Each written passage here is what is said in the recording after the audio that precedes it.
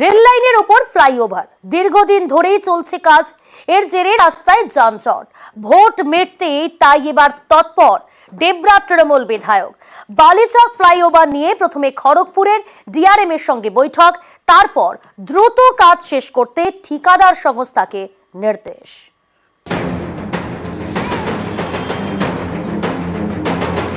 যানজট এড়াতে রেলগেটের ওপর তৈরি হচ্ছে ফ্লাইওভার।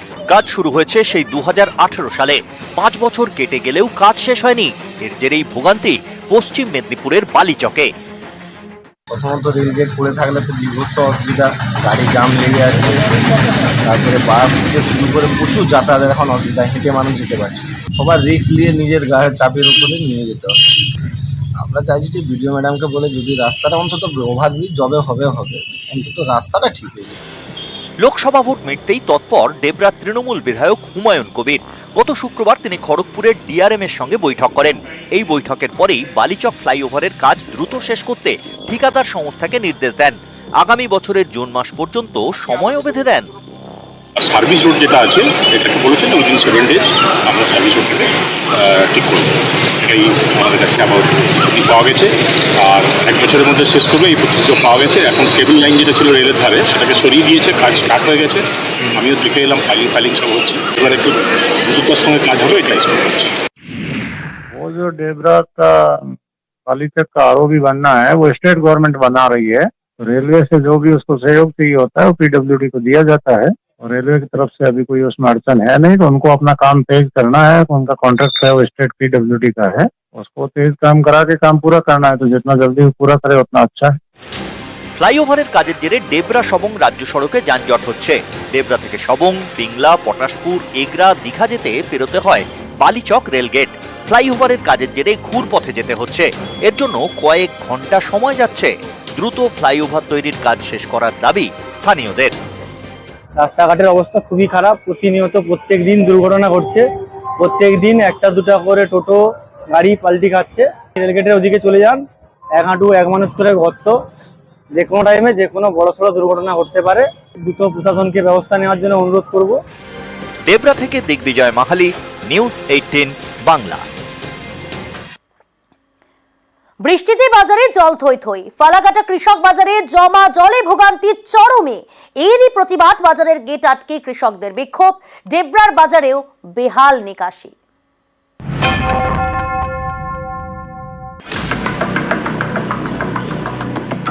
বাজারের মধ্যে জমে রয়েছে জল, জমা জলে ভোগান্তির একশেষ।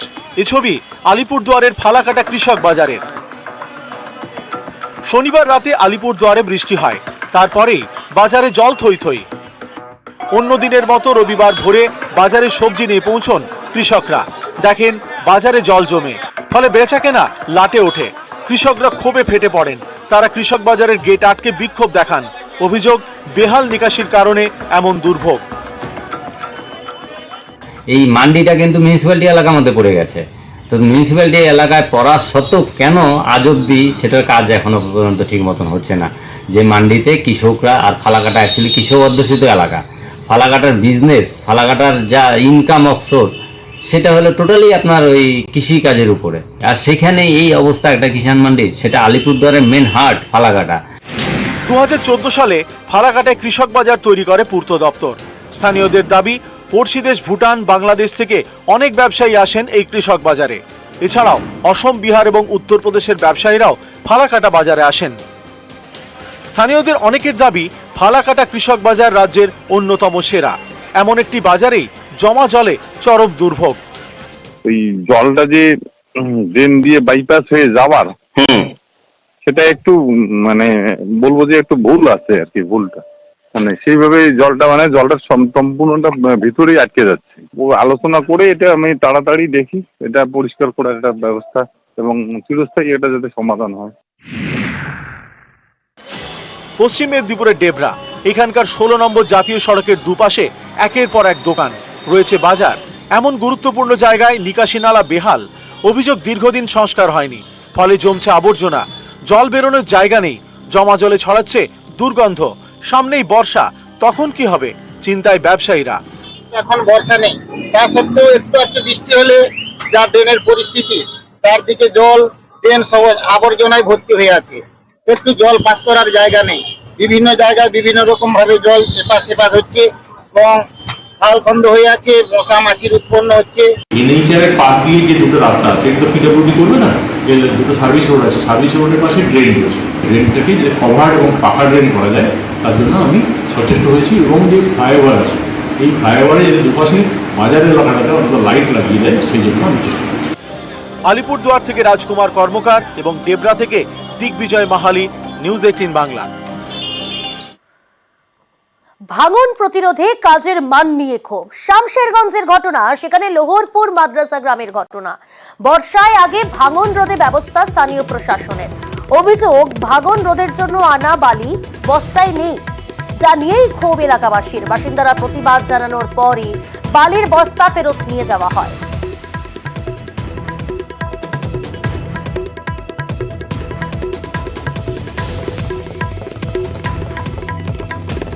বালির বস্তা দিয়ে গঙ্গার পার বানানো, এটা আমরা উদ্বোধনে এসে দেখতে পেলাম যে বালি অত্যাধিক কম, যে বালির পরিমাণ থাকার কথা সেটা নাই, অর্ধেকেরও কম।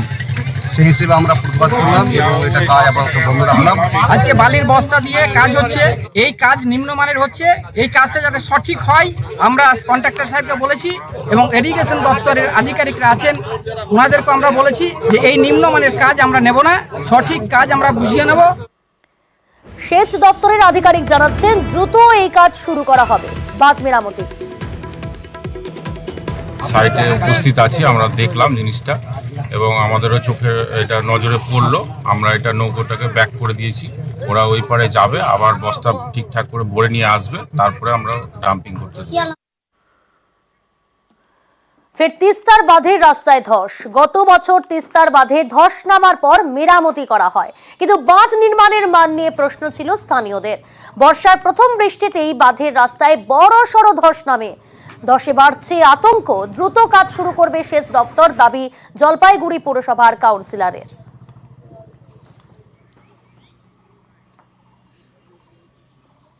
আমাদের সমস্যা প্রধান হচ্ছে পাশের তিস্তা বাঁধ। এই যে প্রথম বৃষ্টিতে এই জায়গাটা গর্ত হয়ে গেছে, জল ডিসপাস হয় না, যাতে এটা মেরামত হয়, এইটা আমার বলি। আতঙ্ক তো বটে, তিস্তা পাশেই। এই তিস্তা নদী এই বাঁধের উপর দিয়েই নির্ভর, সমস্ত সারা জলপাইগুড়ি শহর এর উপর দিয়ে নির্ভর। যদি এরা এমত অবস্থায় ব্যবস্থা না করে তাহলে তো কোনো সময় তিস্তার জল ঢুকে যায়, তাহলে তো গোটা জলপাইগুড়ি শহর বন্যায় কবলিত হয়ে যায়। এটা ঠিক করতেই হবে, না করলে কাজ হবে না। বিপদে বিপদ, সকলেই বিপদে পড়বে। এখন এই ধরনের রেনকাট হলে পরে আমি সেচ দপ্তরকে ইতিমধ্যে ব্যাপারটা অবহিত করেছি, আবারও আমি জানাবো যে এই ধরনের রেনকাট হলে পরে বলা যায় না আবার কখনো যদি ওপরে ফ্ল্যাশ ফ্লাড হয় এবং সেক্ষেত্রে তিস্তা নদীর জলস্তর যদি বৃদ্ধি পায়, তাহলে তো এই সমস্ত রেনকাট দিয়ে যদি জল শহরে একবার ঢুকে যায় তাহলে কিন্তু শহরের বিস্তীর্ণ এলাকা প্লাবিত হয়ে যাওয়ার একটা সম্ভাবনা থাকতে পারে।